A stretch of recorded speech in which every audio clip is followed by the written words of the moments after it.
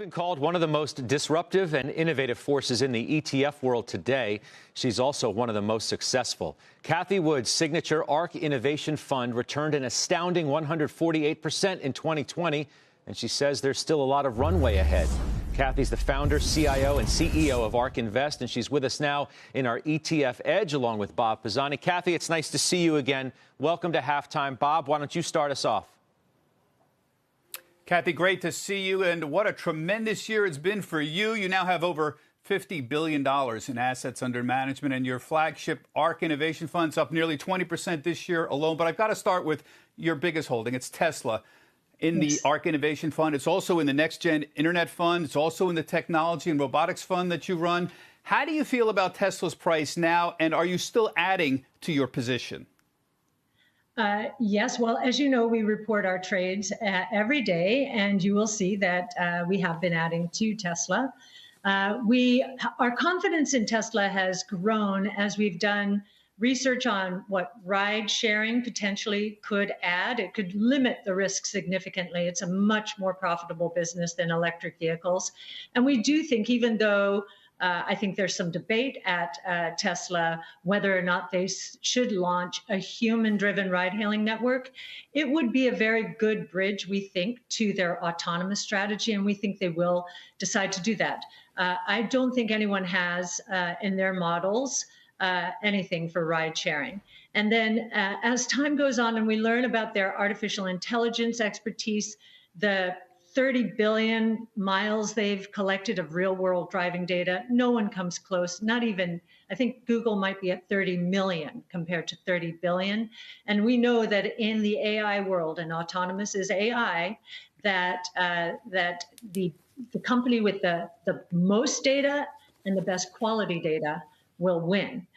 So we're pretty excited about autonomous, and the probability of success in autonomous we believe is going up, and therefore our price target will probably follow at some point.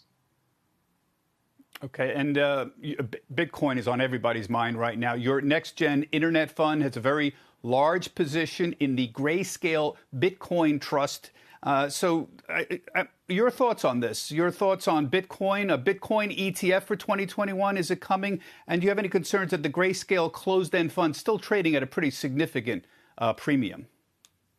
Well, the premiums come down quite a bit. I think now that we know that the next SEC commissioner is going to be David Gensler, who spent the last few years at MIT teaching a class about blockchain technology, Bitcoin.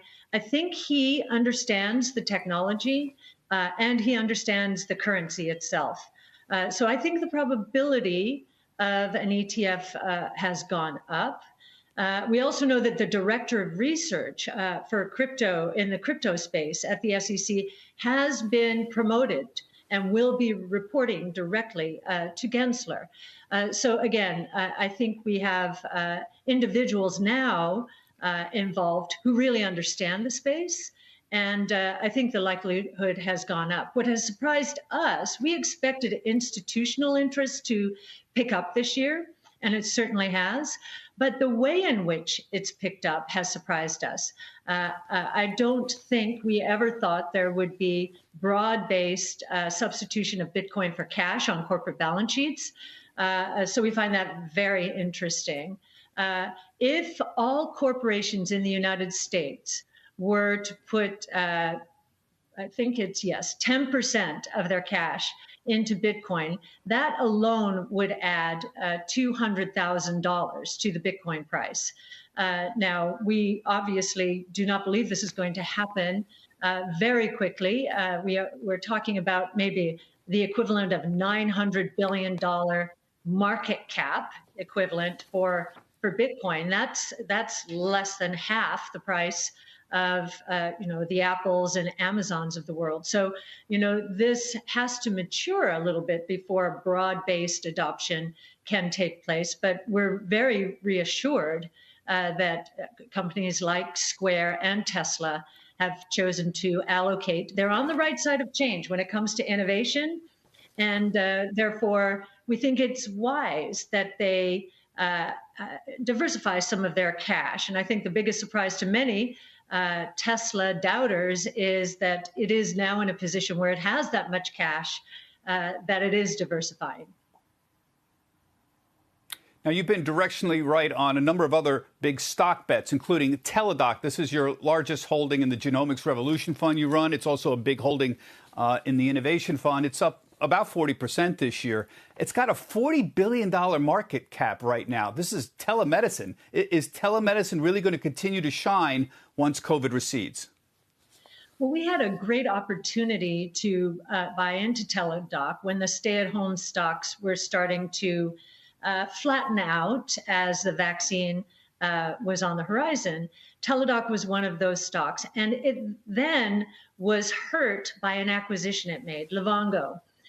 This is a beautiful acquisition for Teladoc. The most important variable, again, I'm going to come back to AI over and over again, because we think that is going to represent $30 trillion in market cap during the next 10 years. And we are just beginning.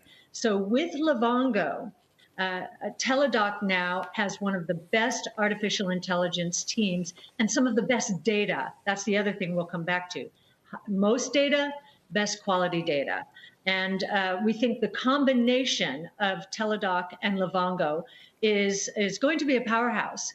One services more the acute setting in medicine, and that would be Teladoc itself primarily. And Livongo is more involved on the chronic side.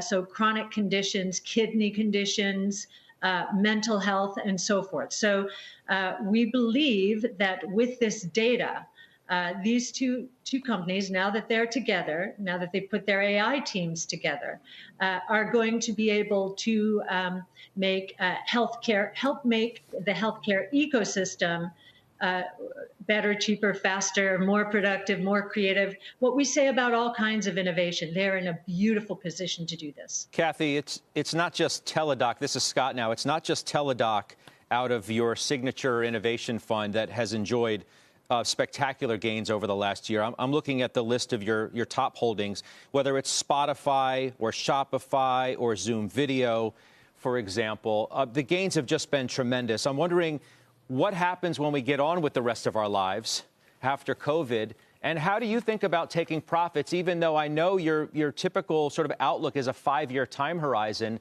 It doesn't mean you can't take profits every now and then and redeploy capital elsewhere to some of the laggards, perhaps. How do you think about that?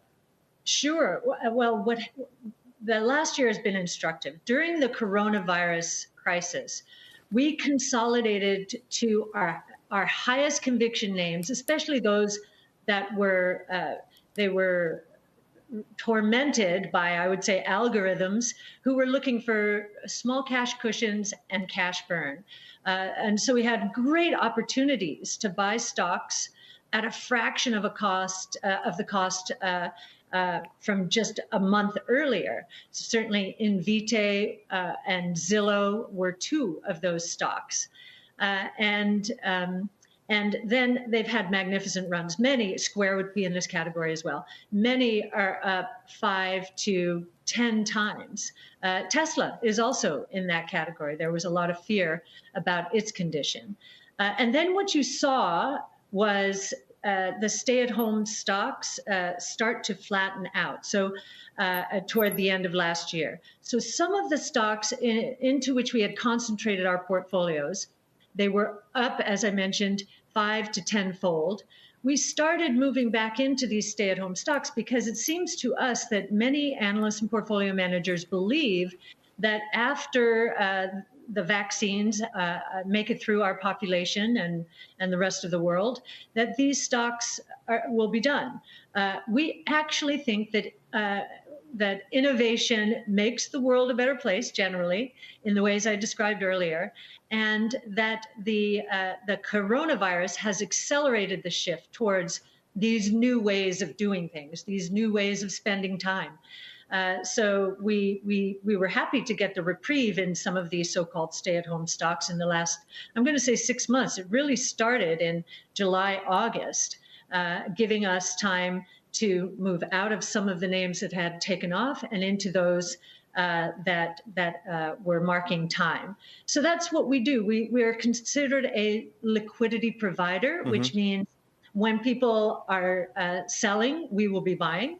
And when people are buying, and these are investors and retail and institutional, we are likely to be taking profits, as you say. Taking profits is never a bad idea. But can you envision owning, for example, a Zoom in 2 to 3 years? Or will you have moved on to something else because the world has changed? Well, I think the world is changing because of Zoom. And I think we're going to be working very differently in the future. Sure, there's going to probably be a combination of in the office and stay at home. But now we know it's possible. We look at Zoom in the context of the tech stack. And if you look at the tech stack, the enterprise communications layer is the biggest. It's a $1.5 trillion layer. This is where Zoom is playing. And they're starting to add features to their services.